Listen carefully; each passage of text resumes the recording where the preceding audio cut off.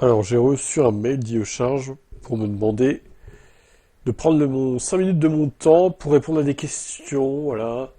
Vos réponses sont anonymes et nous seront très utiles. Alors, effectivement, j'ai rechargé plusieurs fois sur IoCharge l'année dernière et cette année aussi, en début d'année, du coup. Globalement, comment évaluez-vous votre expérience de recharge? Alors, le problème, c'est que moi, j'aurais pu dire positif, voire très positif, mais j'ai eu plusieurs fois des baisses de débit, en fait, tout simplement.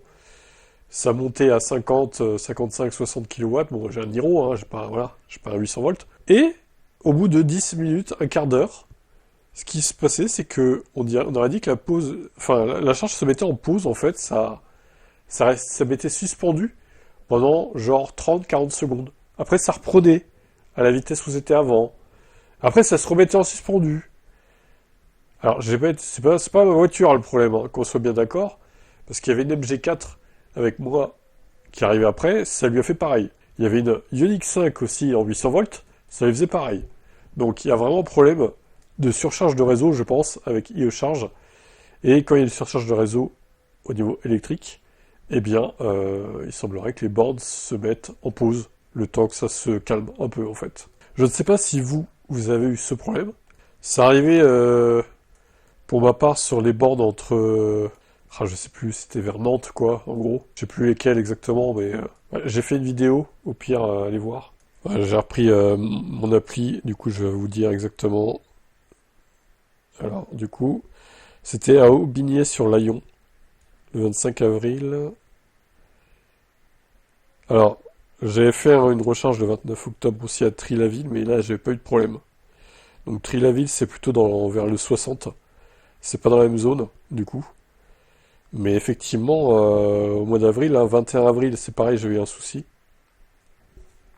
Donc la première, c'était à Niort-Saint-Florent, le 21 avril, la borne en question. J'ai chargé pendant 39 minutes, j'ai repris 25,8 kWh. Donc moyenne de 38,9 kW en moyenne de puissance, quoi. Ce qui est pas énorme, mais si en plus du fait que le Niro est bridé, enfin, qui va pas vite de base, si en plus il y a ce problème-là, ça fait chier, quoi, hein. Clairement, bon. Et le retour, du coup, c'était le 25 avril, Aubigné-sur-Layon, cette fois. Bon, là, j'ai chargé pendant 32 minutes. J'ai chargé 28,7 kWh. J'ai repris en moyenne 52 kW sur la durée de la charge en vitesse de charge. Donc là, bon, déjà, de plus, je suis parti, on va dire, plus bas en termes de batterie. Et j'ai peut-être eu moins de coupures, pour le coup, à ce moment-là. Il y a eu moins de, voilà, de pause, entre guillemets, de la puissance, quoi. Donc faites attention, donc je répète, Niort-Saint-Florent, la borne, et Aubigné-sur-Layon. Faites attention à ces deux bornes parce que vous pourriez bien avoir la même chose. Donc du coup, moi je mettrais bien entre neutre et positive, mais bon après, faut quand même reconnaître que le prix, on va dire que ça excuse pas mal les petits soucis qu'il peut y avoir. Donc je vais quand même mettre positif, mais je mets pas très positif parce que c'est pas vrai, c'était pas très positif du coup. Je mets quand même positif grâce au prix qui, voilà, qui masque un peu ce problème-là. Et puis je pense que ça arrive pas souvent. Ça doit arriver qu'à des zones bien précises de la France et à des périodes bien précises. Je sais pas si là on est en été par exemple. Je pense pas que ça arrive en été parce que le réseau en général en été il est pas du tout sous pression comme ça peut l'être au mois d'avril ou même plus tôt, hein, janvier, février, mars. Même si là en mois d'avril on pouvait se dire bon les beaux jours reviennent normalement il devrait moins y avoir de pression sur le réseau. Apparemment c'était pas le cas. Bon. Comment évaluez-vous la fiabilité des marges de la charge, rapport entre la puissance délivrée attendue, facilité d'utilisation des bornes? Ouais, ça encore voilà, je peux pas mettre la note maximum, hein, vu ce qui s'est passé, voilà. Bah je vais mettre neutre, parce que ce genre de problème ne devrait pas arriver, ou au moins on devrait être prévenu, quoi, qu'il y a un risque que ça arrive. Comment évaluez-vous le rapport qualité-prix du... Oh bah là, là on peut mettre... J'hésite à mettre excellent, je vais mettre bon, allez, je vais mettre bon. C'est 25 centimes, c'est imbattable, c'est imbattable. Hormis sur les superchargeurs avec certaines heures du jour, sur les superchargeurs avec des gens qui ont des Tesla, qui peuvent peut-être payer moins cher que 25 centimes. Mais vraiment, c'est quand même très très fort le prix qu'ils font là. Comment évaluez-vous le service de notre fonction support? J'ai jamais testé. Je vais mettre neutre. J'ai jamais testé. Du coup. Quelle est la principale raison pour laquelle vous utilisez le réseau HeroCharge? Alors, bah, du coup, c'est le prix le moins cher du marché. C'est clairement ma principale raison. S'il y avait eu moins cher, je serais allé ailleurs. Tout simplement, en fait. Sur une échelle de 1 à 10, quelle est la probabilité que vous recommandiez les stations HeroCharge à un ami ou un collègue? Eh ben, je vais mettre 9. C'est très probable, mais je lui préciserai quand même, comme à vous, je vous précise qu'il peut y avoir des soucis de congestion du réseau, ce qui peut vous mettre en suspension votre recharge quelques secondes. Alors ça dure pas 5 minutes, hein, la pause de la charge, hein, je dis bien, hein. Je précise bien, hein, c'est genre 30, 35, 40, 45 secondes, après ça reprend. C'est pas non plus hyper gênant, mais bon, ça surprend quand... Voilà, ça peut surprendre, quoi. Comment percevez-vous le réseau HeroCharge? Je sais pas, je vais mettre bon réseau, mais attention à la congestion électrique sur certaines bornes. Et selon vous, que pourrions-nous faire pour améliorer l'expérience de charge? Alors, vu que c'est des endroits paumés, j'aurais bien été tenté de dire des toilettes, mais bon.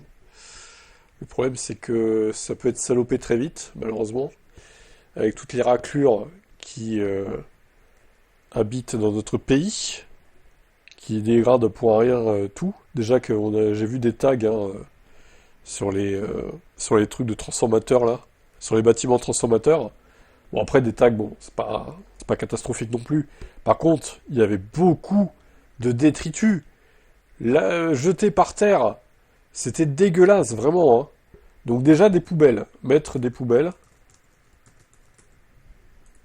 et éventuellement en vrai, une petite caméra de surveillance pour éviter les connards qui balancent leurs détritus partout.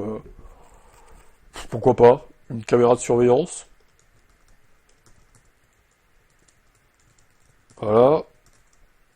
Et dans la mesure du possible, des WC.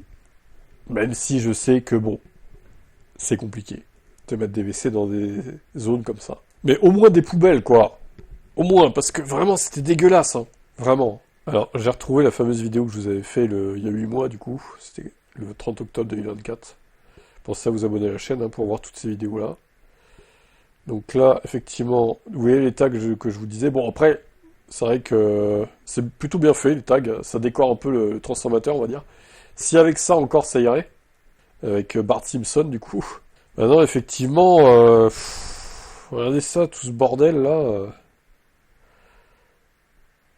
Il y a des détritus partout, ils jettent ça dans la nature, ils s'en battent les couilles. Hein. Du coup, voilà, c'est vraiment dégueulasse, quoi, en fait. Hein. Là, on se rend pas trop bien compte avec... Donc là, j'avais pas eu de soucis hein, avec cette borne, il n'y avait pas eu de soucis à Trilaville. C'était en octobre, donc ça, voilà, j'avais pas eu de soucis du tout. Donc, très bonne expérience de charge sur cette borne-là, pour le coup. Malgré la puissance du Niro, hein, de toute façon, voilà. Mais ouais, du coup, les détritus, c'est pas ouf, les gars. Est-ce que vous aimeriez qu'on jette des déchets dans votre jardin comme ça, là, ceux qui font ça, là respectez un peu, au pire, bah, je sais, c'est chiant, les poubelles, hein, c'est relou. Quand on mange, voilà, on en fout partout, il y a des déchets plastiques partout. Mais ramenez-les chez vous et jetez-les chez vous, c'est tout en fait. C'est pas compliqué, quoi. Jetez pas ça dans la nature, putain. Vous êtes censé être écolo, vous achetez des voitures électriques. Faites pas ça, bordel. C'est quand même un comble. Enfin, je trouve, hein. Ah là là. Bon, bah, sinon, voilà. IE charge plutôt bien, sauf certaines zones de France, voilà. Faut se méfier de la congestion réseau, de temps en temps. Dites-moi si vous avez eu des problèmes avec IE charge, vous, en commentaire, ça m'intéresse. Et si oui, à quelle borne? Allez, bye. Alors, on a Alpine qui souhaite sortir un gros SUV électrique pour concurrencer le Porsche Cayenne électrique, notamment, entre autres. Les véhicules et segments D et E sont toujours en cours de préparation. Alors moi, ça me fait rire parce que le slogan d'Alpine, c'est en gros, nos voitures sont légères, quoi. Alors déjà, avec la 390, clairement, c'est plus le cas. Ça va partir en steak, là, en slogan, là, les gars. Hein. Va falloir trouver autre chose, hein. Pensé pour accompagner l'entrée d'Alpine sur le marché américain, ce modèle semble en sursis car la marque a mis entre parenthèses ses ambitions outre-Atlantique en raison des taxes imposées par Donald Trump. Ce contretemps ne ferait vraisemblablement pas le lancement des futurs fleurons de la gamme. À côté du gros SUV, on attend aussi une grande berline électrique luxueuse positionnée face à Porsche Taycan, Audi e-tron GT et Lotus Emea. Ils veulent aussi s'émanciper vis-à-vis de Renault, il faut toujours trouver le juste équilibre pour s'émanciper un peu, mais pas trop non plus. Ok, bon. On attend surtout la 110 électrique, hein. Parce que des tanks Alpine, c'est pas trop le but de la marque, je trouve. Faites d'abord la 110, après vous ferez vos tanks au pire. C'est ce que je vous propose. Bref, à voir ce qu'ils vont faire. L'i2 Renault 5 Turbo 3E va peut-être faire des records en Nordschleife. Alors on rappelle qu'elle fait 540 chevaux, 0 à 130 secondes 5, 270 km/h. C'est pas non plus... je suis pas sûr qu'elle fasse des records, hein. Elle va faire des bons tours, mais ça battra pas les records, hein. La 5 Turbo 3E a le potentiel pour faire 2 tours de Nordschleife à pleine puissance, avant de préciser que la marque communiquera le chrono au moment opportun, après que les journalistes anglais se soient interrogés sur la capacité de la sportive de boucler un tour en moins de 7 minutes. C'est impossible.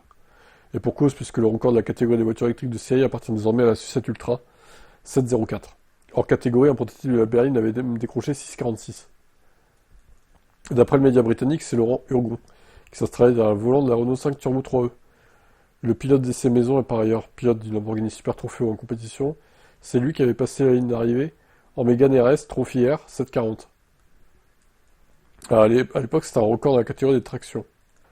Si l'R5 survitaminée parvient à faire mieux, elle devancera alors la Ioniq 5N de 745 et la Rimac avait fait 705. Alors, à la limite, elle peut peut-être jouer le chrono de la Ioniq 5N. Peut-être. Je dis bien peut-être. Par contre, je suis convaincu qu'elle battra pas la Rimac, ni la Sucette Ultra. Ça, j'en suis persuadé, elle est pas assez puissante. Il manque au moins 600 chevaux ou 500 pour se battre avec elle, quoi. Mais peut-être elle peut jouer dans la cour de la Ioniq 5, ouais. Vous en pensez quoi, vous?